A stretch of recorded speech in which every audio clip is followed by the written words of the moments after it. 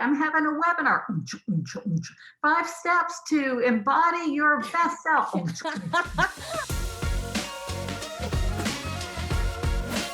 Hey there. Are you a life coach who's wondering how the heck to find, sell, and deliver your coaching programs? Well, if so, you're in the right place. Welcome to the Life Coaching Podcast.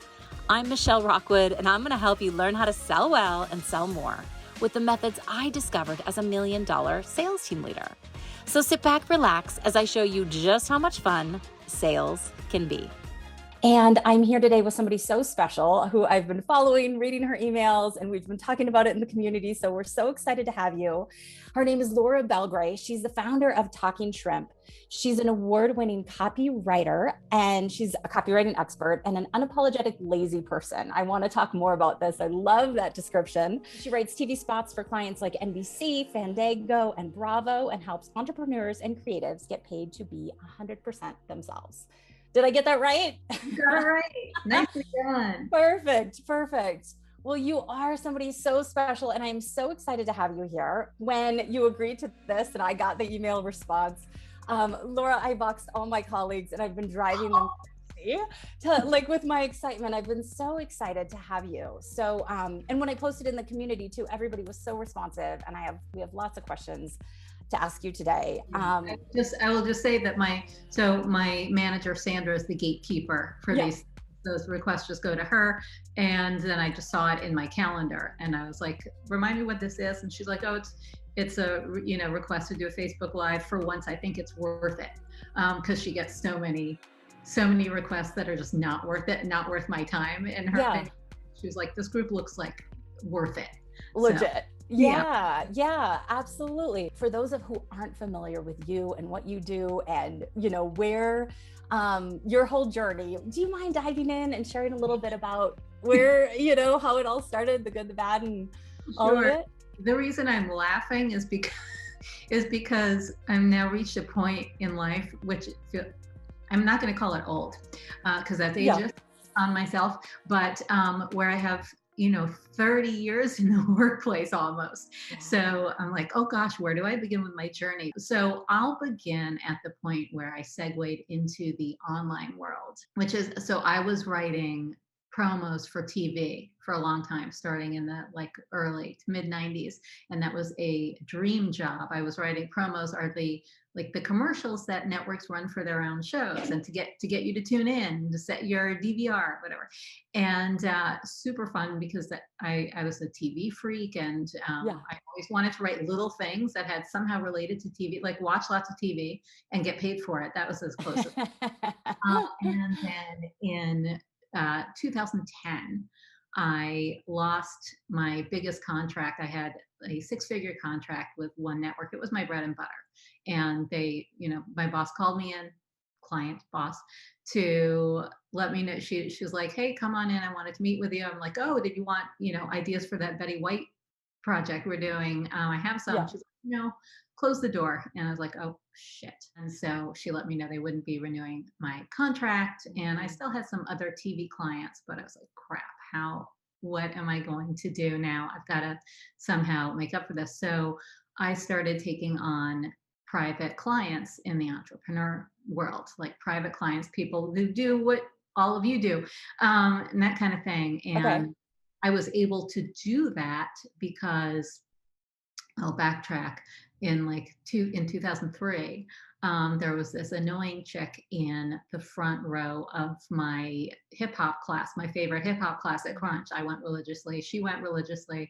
I say she was annoying because she had just perfect flat abs, perfect ass, bouncy tits, bouncy hair, never sweat a drop, hit all the moves, hit. And super I was like, annoying. God, get her out of here.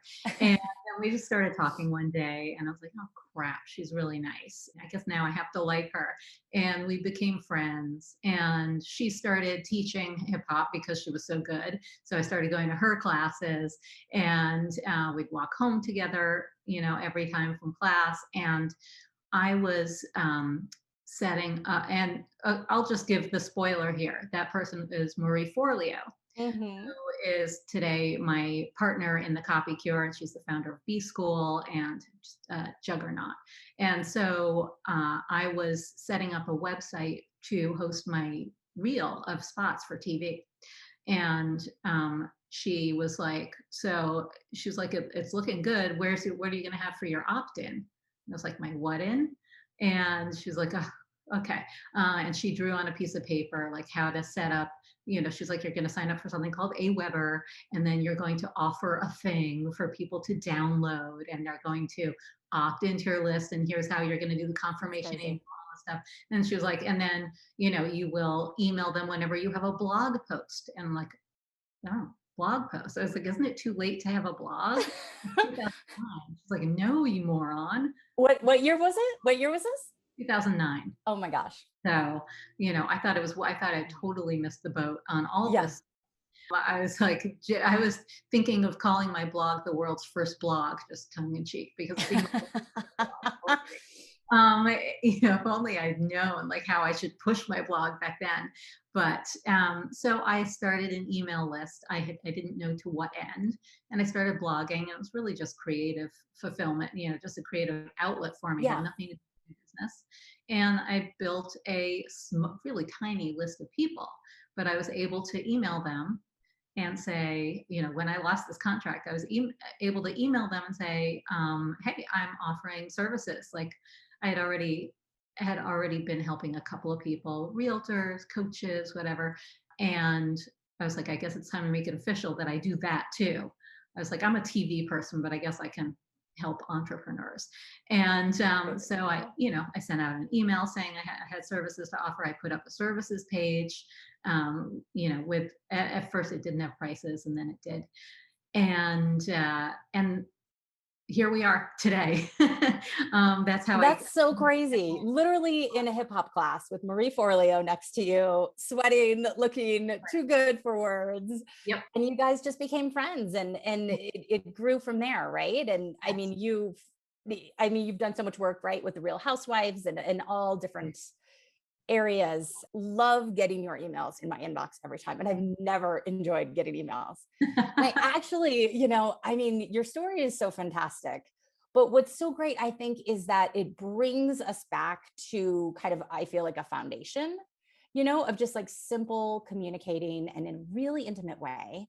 And, you're speaking right now to the power too of that opt-in and really starting to get people on your list. And this is where our clients are right now.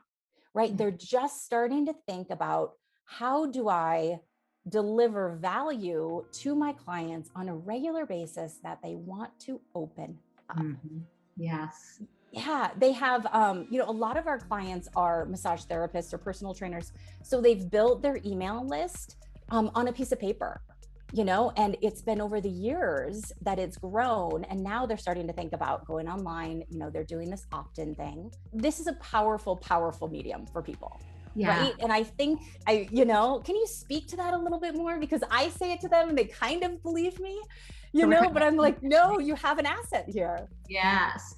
Your list this is what Marie taught me from the very beginning. She's like, your list is your gold. The list is gold.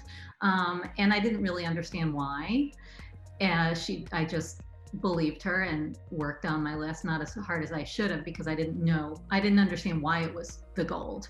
But here are a couple of reasons why. So people might tell you, or you might get the impression, like, you know what, I don't have to bother emailing people, or nobody wants to be emailed. I'm going to just do everything on Instagram. Everybody sells from Instagram or Facebook, probably not Facebook as much, but Instagram or LinkedIn. That's where all my clients are. That's where I'm going to post things. And here's the problem: the algorithm, for one. I mean, so when you think about how you scroll through, just say Instagram, scroll, maybe you notice something, scroll, maybe you notice something, maybe you hit like, maybe you read it, maybe you don't. I liken Instagram and social media to being at a rave, right? And so the music's a rave was a party that used to happen in lots and lots of people in a warehouse, and the party's bumping, the music's bumping, and thousands of people sweaty dancing together, and it's like and if you yell it like, hey, I'm having a webinar, 5 steps to embody your best self, and expect people to be like, oh, I'm signing up. Good luck with that. You'd be like, hey, I yelled to you at the party about my webinar. You didn't sign up. Oh, you were at the party? I didn't see you. So that's Instagram, essentially. Whereas email is like sitting down to coffee with each person at a time, one at a time, and telling them about your webinar or whatever it is you want to tell them about. Because think about it. First of all, your email lands in somebody's inbox. Every email lands in there in the order in which they were sent. It's not subject to any jerky algorithm. It's not subject to engagement. It's you send the email, it goes to their inbox. Whether they open it or not is a whole other thing. But if it goes in their inbox, they at least see it. And it's up to them whether to open it. And then we're in a format that is one-on-one. It's intimate. It comes from mail, right? Think of the origin of email, mail, a letter from me to you. And so it's way more intimate and personal, and it's not filled with other, boops and dings and squirrels and things to get them distracted. It's in its own, box. There's no little red notification that's going to light up telling them they have a better email, or one that's more about them, right? So email is really powerful. If you want people to see your message, email is the way to go. It's way, like, you have a way higher chance of getting your message to somebody through email. And then again, also, I love the format of it, I love that intimacy, that one-to-one nature. You're not shouting to a whole bunch of people, you're talking to a person. And that lends itself to, I think, more intimate stories and revelations about yourself and confessions, and you can get so much more personal. Absolutely. And that is the key to getting people to know, like, and trust you, to staying top of mind with them, to make them feel like, oh, we would be friends if we met in real life, or I already feel like you're my friend. And I think I need to work with you. So that's the power of email. I love it. I love that rave comparison. I'm actually having flashbacks to my first boyfriend, Jason Voorhees, who just went to raves all the time. And I'm picturing it didn't work out well for him. He went to a lot of raves, but yelling over the crowd like that. Facebook is so fleeting. And so many of our clients are like, well, I posted 5 times and nobody responded, And so I love that intimacy, and I love how you combine it with other platforms too. So I was in this Clubhouse room that you were in. I believe it was Tori Spelling, right? And so I'm sitting there, right? And I'm like, oh my gosh, there's Laura. And then there's these famous people, right? And then I go to bed thinking how cool that was. And then I wake up and you talk about it in my inbox, and I'm like, it felt kind of, I was like, this is getting weird. Like, it's kind of like we were at a party together and then we met for brunch the next day to discuss it. Exactly. I mean, if you hadn't won me over with the power of email, like, that email did it, because I was like, wow, this is, really, like, we had this experience, you brought it together. It was really, really cool. So one thing, our clients are used to reaching out, and I'm sure you get this a lot, and they're giving information by email, and their value add is, I have a deal, I have a sale going on.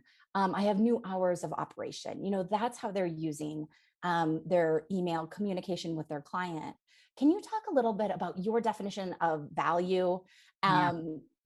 Speak to that. Yes. Okay. So we get the impression that value, especially if we study marketing or in this online space at all, we hear from everywhere, drop value bombs, deliver massive value. And we get the impression that value equates with information, with actionable takeaways, with an offer, with a deal, a discount.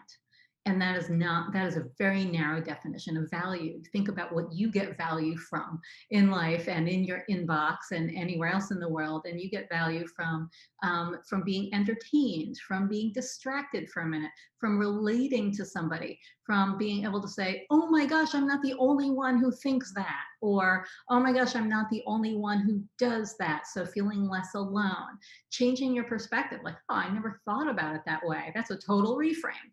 So there's so many ways to deliver value to people that are not an action, 5 tips to do blah, blah, blah, 5 tips to breastfeed better, or, or anything like that. It does not have to be an actionable takeaway. Those things are great, but don't we all have enough information and enough Yes. tips and enough things Yes. to do? Like when I see that in my inbox, I'm kind of like, maybe I'll open it later. Like I don't feel like, you know what? I already know I'm not going to do it. So I don't open it. Absolutely. There's something that I get from your emails that I notice I really like. And the value add is that you're having the same human experience as me. You describe in the email where this person is coming at you like for a hug, like we've all had that. We're like, oh my God, who are they? Who are they? I don't know who that is. Or just like, or somebody walking in, that one of your emails, you talk about somebody walking in on you in the bathroom, being so scared every time you're at a party, right? Oh, the lock isn't working or the toilet's going to overflow, Right. And you can't reach the door to hold it. Yes. Yes. You always have a plan of action, right? Like what's it, how you're going to kick the door closed. And so like, that's, so much of what we crave in coaching is the human experience, is somebody looking at me, connecting with me, seeing me, not being above me or better than me. You like fuck up all the time, right? Like you're always like, talking about the story from the beginning of getting fired and, crazy things happening to you. We love to read about that. And I love how you share it in such an authentic way. Thank you. I have some questions that people have asked. Would it be okay if we just kind of dive into the questions? I love it. This is a great conversation. Love it. Awesome. And we can go back. Yeah. Well, we started talking about list building. Yeah. And so your very first opt-in, can you talk about how people can start building their lists? And we talked about the value and how important it is, but how do you start doing that? I mean, my first opt-in was called 5 Secrets to Non-Sucky Copy. And I based it off a talk. So Marie, who I was talking about, she invited me to speak at her first live event about copywriting. And so I gave a talk called 5 Secrets to Non-Sucky Copy. And so when she said you need an opt-in, I was like, well, she's like, what's your, your lead magnet? What's your freebie? And I said, what if I made that talk into a download? And she was like, that's perfect. Exactly. So I made it 5 Secrets to Non-Sucky Copy. I didn't really overthink it. Even though I wasn't yet even catering to people who were going to look at it, but it started building a list of entrepreneurs, not TV people, but entrepreneurs, which ended up being great. So you want to offer something. I don't recommend saying like, just sign up for my newsletter or you'll get tips and tricks every week. Nobody signs up for those anymore. Very few people do. They want something they can grab that they can take right now. So, if you think about what is something that you end up that you talk about all the time, a question that you answer a lot and that you get asked a lot, a few tips that could get someone started right now doing, like, get them on the road to where they want to go as it relates to what you offer. Perfect. So if it's a massage therapist, say let's just like, what is the quintessential example business in this group? You just give me somebody, like it could be someone real, like what they offer and what it does for people. One woman, who I'm talking about here, Suzanne, she works with women who are pregnant at all different stages of pregnancy. So they'll come to her for a massage, maybe a prenatal massage, and then she'll start talking to them, getting them on her list and integrate coaching into how she serves them. So like what they're looking for is probably a more relaxed pregnancy or pain-free pregnancy, or, so it might be like the number one, do this one thing to have an act, like, is a comfortable pregnancy possible? Here's one tip that makes it so, or like, here are 3 steps to have a comfortable pregnancy, something around that. Perfect. And then people will sign up at all stages. Hey there, my coaching friends. Guess what? I have a book coming out. It's called Joyful Selling, a better way to yes for heart-centered coaches. I hope that this changes how you feel about sales forever, and that this shifts how you approach clients, how you offer your services, and how you show up to each and every single sales call for the rest of your career. The book's coming out soon, and the best way to get it is to go to my website, michellerockwood.com, and sign up for your copy today. Link in the show notes. So now they sign up. Now, this is a really important part, the welcome sequence. Can you speak to what the heck that is? I love how, I'm in your inbox hero. So I know, more than everybody else, but that welcome sequence is really, really important. And I'm embarrassed to share, I spent, probably 25 hours writing 3 emails the other day. That's not embarrassing at all. It takes work, sometimes. Really? Yeah. It takes a lot of thought. Like, what is the experience you want them to have when they come through your door? So a welcome sequence, it starts with we all know that confirmation email that we get, and that you have to open it and click on it to get the thing you just signed up for. But then what comes next? Most businesses, most entrepreneurs are not using this thing that is so important and can save you so much time and give everybody that sort of guest of honor experience as they come through your virtual door. And that's called a welcome sequence. So a set of emails that they get at regular intervals. You can decide how often do you want them to hear from you in the very beginning? Is it every 2 days? Is it every day? Is it once a week? Once a week is pretty spread out for a welcome sequence. Okay. But, you write these emails in a sequence. So thinking about what experience do I want them to have? What do I want them to know first? Then what do I want them to know? Then what do I want them to do? What do I want them to feel? So it might be, there's the confirmation email. The confirmation email can also tell them what they can do right now. Like, here's your thing that you signed up for. Here's what else you can do. Come find me on Instagram, say, if you're trying to build your following somewhere and you don't want to lead them away from your website. There's another thing I learned from Marie. You don't want to put your Instagram, your Facebook, your LinkedIn on your website. Don't lead them away from your website. Oh, sign up. Get them to, you want them on your email. That's such a good tip, because it's of course what we all do. Find us here, find us there, find us here. Instead, that's that honey trap you talk about, right? Yes, get the best of me here, my emails. Right. Yes, once they're on your list in that first email or the next email, you can say and are we connected on Instagram, or are we connected on LinkedIn, wherever it is, come find me here. Now you're safe to send them over to another platform that, is out for them, so that those platforms are not, in this for you, they're in it for themselves. Yeah. And you don't own that. So now you can somewhere. I love thinking about it that way. And I love calling it a welcome sequence instead of an opt-in sequence. Mm-hmm. It's like you said, you're at a party, right? Here's the bathroom, here's the drinks, right? Is there anything else you need? Let me show you around. Do you feel totally settled? Yes, exactly. So that's what you get to say to that guest who comes at, the party starts at 6, and that one guest who comes right at 6 o'clock. And you're like, oh crap, who's here? Right on time. So you open the door and like, oh good, it's my friend. Come on in, let me take your coat. Here's a drink. Let me show you around. Nobody's here yet. Let's get caught up. Then more people come in the door and you're like, hey, drinks are over there. You can put your coat there.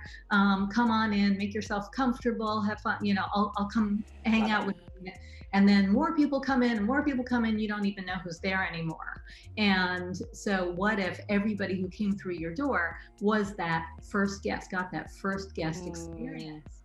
And that's what a welcome sequence does. It welcomes people and it takes each person through the same experience without you having to do anything, because you've already gotten it all set up.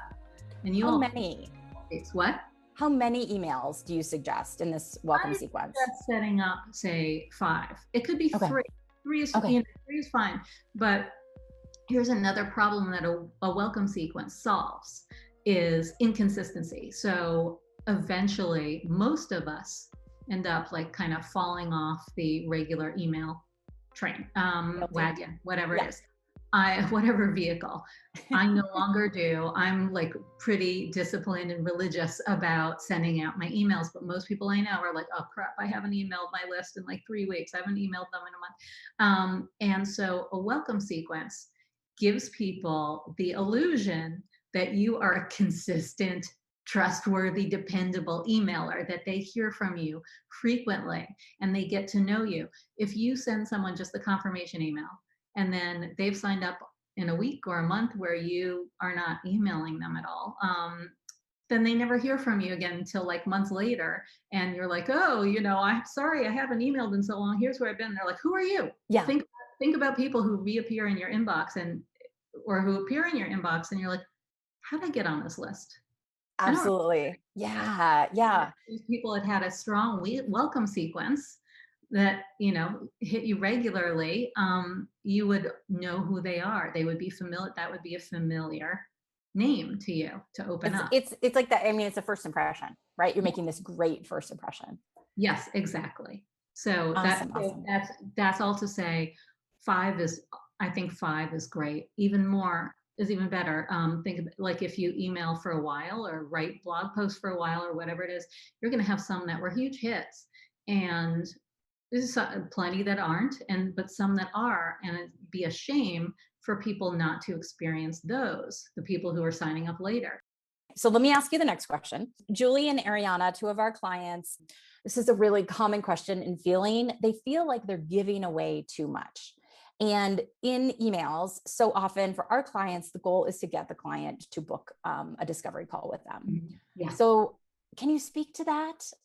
Feeling like you're giving away your secrets and that they're satisfied? I recommend giving people quick wins. I think that's great, especially in your freebie or in one of your first emails. Here's something that you could do right now that's like make you feel so much better. That's going to ease those cramps, whatever it is. But you don't want to give away your whole process. You don't have to take them through everything. Just give them quick wins if you can do that. And but also mix it in with personal stories, and here's somebody I helped, or here's a question I got from someone and here's what I told them, or here's something that just happened to me and it made me think of this that I'm always telling my clients. And so that's not giving away your secret information. It's not leaving them feeling like, okay, I'm done here, like they got a huge Yeah. yogurt sample and they give you basically like an entire bowl and you're like, okay, thank you, I don't need any more. You don't have to do that with your emails. Give them little bits and pieces. And in the I like those, I don't know what you would call it, maybe a shirt tail. We've all gotten emails from people like coaches and experts who say at the bottom of their email, even if it wasn't worked into the body of it, when you're ready, here are 3 ways I can help you. And so you can write things that are not making an offer directly. And then just at the bottom of that, if you're, are you here because are you feeling like this today? Here's how I can help you. Book a call right now. So you just remind them what you do and who you are to them and that you're available, because sometimes people need time. They need to hear from you over and over before they're like, oh, you know what? This person could really help me. I think that's a really key takeaway. Over and over and over again, they're going to be asked and asked and asked. For Julie and Ariana too, I think when they watch this and they hear about the value add not being all the stuff, being connection and the story and all the things that you've talked about, I think that's going to help them, to create these emails that they love and people want to read, and then take that action at the end, repeat it and repeat it and repeat it. Absolutely. And I will also add that instead of giving tons of how to, Yes. think about showing people what's possible through client testimonials. Like, oh, this is the best feeling. I just helped someone do this and they just said to me, blah, blah, blah. Like this was, here's their story. You can tell your clients' stories too, in these emails, and people will be really interested. They'll be like, oh, how did she get rid of her cramps? How much was she suffering? You can talk about like a client who was running home from work, like leaving work at every lunchtime to go home to go to the bathroom because they had such like terrible constipation, whatever it is, right? And that's a fun, and engaging story. And it's like, well, not anymore. Now they no longer have to do that.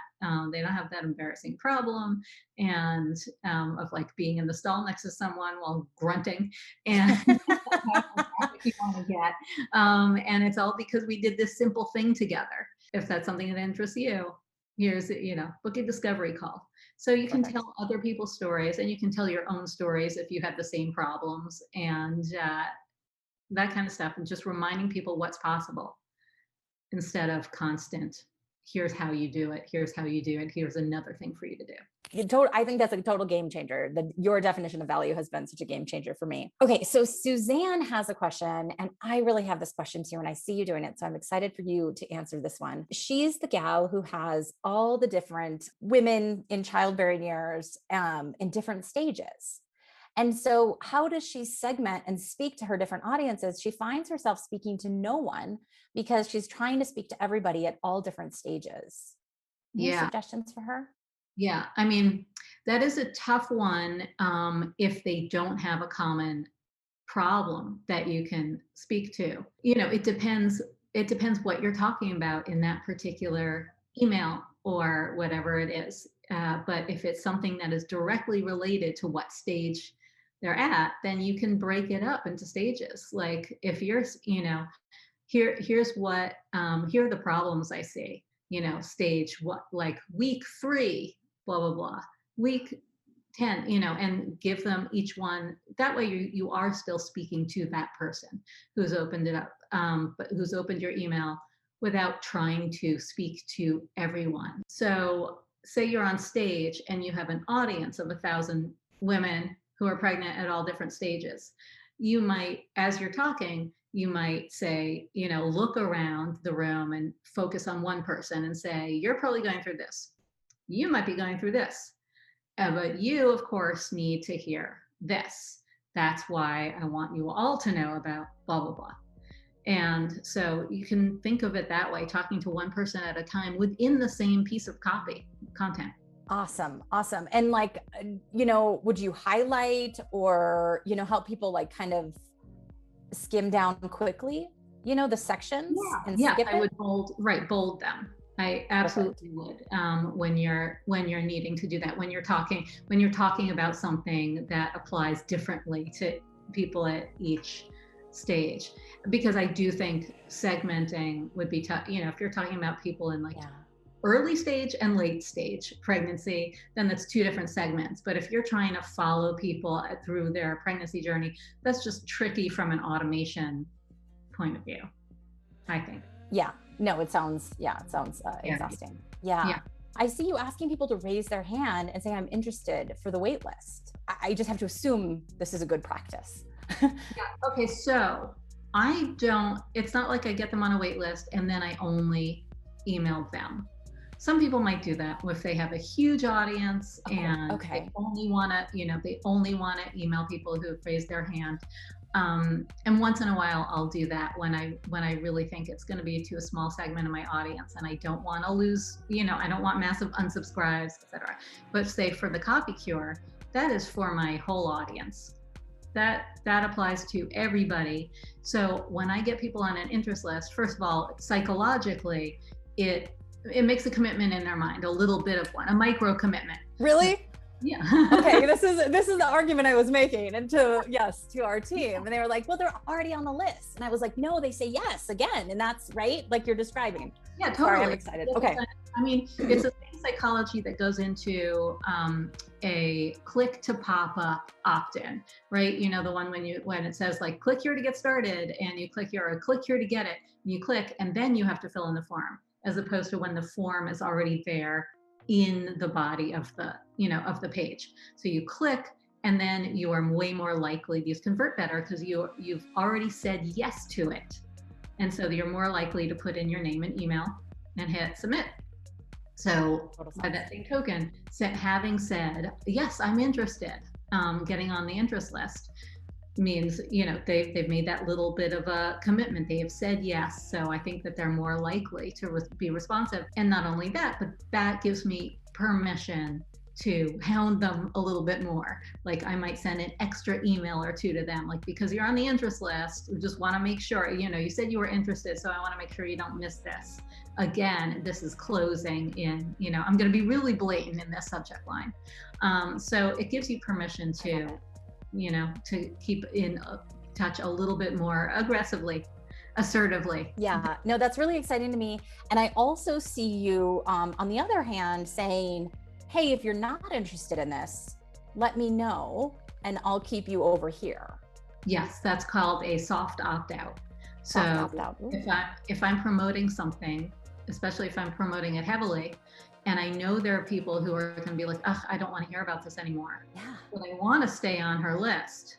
So rather than have them unsubscribe altogether and then be, and say like, well, I'll re-sign up later after the barrage stops, I give them the option to stay on my list. Love these, love getting these emails, stay on the list, but get off the ride with this promotion by clicking here. That's really exciting to me. Okay, soft opt out. I love that. I love it. I love it. One of your emails really spoke to me. Obviously I teach people how to sell their programs. I teach them how to have that sales conversation. And one of your emails recently was speaking to, if I want the thing, I want to know more. I want to be sold to, can you speak to that a little bit? Because let's see, I have a book here recently that you recommended, right? Like I love being sold to. I love this book. She happens to live nearby. I'm in Colorado, and so I really enjoy being sold to. Can you speak to that a tiny bit? Yeah, sure. I mean, think about it. When you want something, when you're looking for something or would be interested in something, you'd be mad if somebody doesn't mention to you that they have that.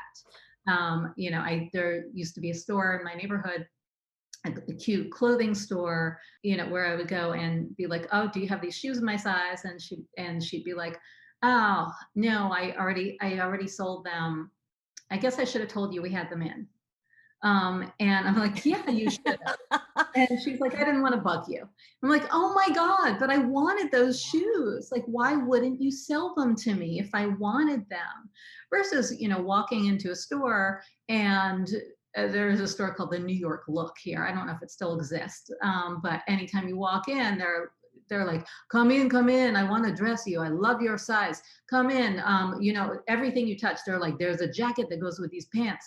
And you're like, no, stop it. I said I was just browsing. I said I was just looking around. Yeah. So we don't want to be sold things that we are not interested in. And we don't want to be sold to aggressively if we're not interested. But if we are interested, then we really want the thing. You want to assume that somebody is interested and they'll tell you if they're not. Yeah. Basically. Yeah. As we kind of finish this up, I'm wondering, you've taught us so much. I'm just seriously totally creepy, but I have like your emails printed here. I mean, you can tell I learned so much from your emails. Please creep on me all day long. It's so like, and I want to reply too. And I'm like, she's gonna think I'm nuts. Like, I can't keep replying to these emails. I love it when you reply. Really? Okay. Yeah. Like, you're going to be like, tag her as, potential. But I would love, and I think everybody would love, as coaches step in, we have a 9-month training that they're with us. And what they're starting to do is to create systems and habits to make their lives easier, to work smarter, not harder. You're talking about that opt-in sequence that goes out automatically, that everybody has that welcome experience. Can you talk a little bit about your systems in writing email?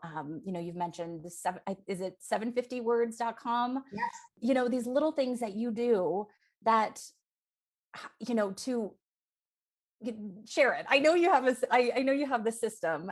Share a little bit about. Yes. I mean, it's sort of a system. I'm a little bit all over the place, but one thing that I do regularly every morning, sometimes I skip and, fall off, but pretty much every morning I open up 750words.com. Like I sit down at my desk with my iced coffee, and I open 750words.com, which is, if you've heard of morning pages, this is Julia Cameron wrote a book years ago, and The Artist's Way, and it talks about morning pages. That's like just journaling. I think it's 3 pages or something. Just whatever garbage is in your head, just get it down on the page. It's just about writing continuously. So this is kind of an online version of that. 750words.com. It counts your words and then when you hit 750, the word count turns green, and that's usually where I stop. So I do that just to get in the flow of writing, to get garbage out of my head, to get, like, writing changes the I don't know, neurons, chemicals, whatever is in your brain, it changes that Yeah. to the act of writing. So 750words.com gets my brain in like a more creative mode. And if it is an email day, I barely ever write my emails in advance. So if it's an email day, I will think, what do I want to write today? Sometimes I already have something in mind. Sometimes there's an agenda, like, oh, I have to share that article that just came out that I wrote for Business Insider and get people to share it. So I'm going to make the email about that, or the copy cure is open. So that's coming up. So, and I'm going to write every email about that for a while. And sometimes there's no agenda. I'm like, what am I going to write today? If, do I have a story to tell? Do I have one thing that I want them to do? Maybe I'll build a story around it. If I have nothing to write, maybe I'll go into I have Evernote where I keep email story. I think it's called email stories, email and blog post ideas or something like that. And I'll see if there's anything in there that I've never used that I can recycle. And if I still have nothing, it's rare that I have nothing by this point. If I still have nothing, I will go into the spreadsheet that my manager, Sandra, made, and it's incredible. And it is of all my old emails, like every email I've ever written to my list, by date, by year. And every one of them is linked to it to the email in a Google Doc, and also the actual email that I can share, like hit share and find the link to it. And so maybe I'll repeat that, or maybe I'll write a new version of it, or maybe I will say, here's an old email I wrote, and here's why it's still so good. And here's the link to it, and you can read it. The 750words.com is nice because it's like you get to write your email and your therapy, for the day. Like you start to feel better. And I've started to do it. And like the last 100 or 200 words, like something comes out where I'm like, oh, that is what I was actually thinking or feeling. Totally. It's really, really cool. And when I don't know what's on my mind, when I'm like, I don't know what to write about today, I will write like, what did I do yesterday? Or was there one moment when, my husband said something funny, or it was bugging me, or anything like that, or what was I thinking about yesterday, or what's bothering me today. But I love that it's created a record of my life over the last few years. So I can look back at like, how scared was I during the, at the beginning of the pandemic, and I can look back and in my 750 words files, we download them as a text file I can look at like middle of March and see what was going on in my life then, and what I was thinking. And how much was I writing about toilet paper? A lot. What you said there too is that you're responding and writing, and I think that matters. The energy of what happened last week. It really happened last week. Do you think that's important? For one thing, with things so crazy in the world, like something keeps happening. So I think you do want to, if there is something that can't be ignored, you want to be conscious of that. If you're someone who batches things in advance and you're super buttoned up, like some people I know, not me, and are able to do that and line up all your emails for the month or however long, if something happens in the world that is going to make your email that you set up for today feel tone deaf, then you want to change it. So it is handy to be responding to things. It has its pros and cons. The con is that it's like, oh crap, I have to write an email today and I don't have time to, like I said this whole day. But the pro of that is you get to respond to things as they happen, and it gives it an immediacy and relevance and resonance in those times too. But also, one of the great things, especially if you are selling or launching something, is that you can respond to your readers or to the people in your orbit, in your business orbit, in real time, in semi-real time. So somebody asks you a question about your service, which is generally going to be an objection in disguised as a question. Yeah. You say, oh my gosh, this would make for a great email. I've got to write about that. Or if somebody says, oh, you got me, I had a major breakthrough because of our work together. I had to tell you about it. Oh my gosh, that's an email I have to write right now.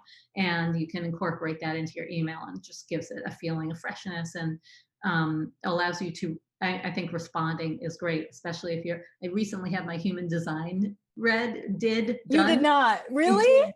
I did. We have so many people who want to talk to you about that. Cool. Oh my gosh. Cool. And so I am a generator, which Me too. you too. I was insulted to find out that it's like the most common one. I was like, I know. I thought it was going to be totally rare. No, but so I apparently wait and respond.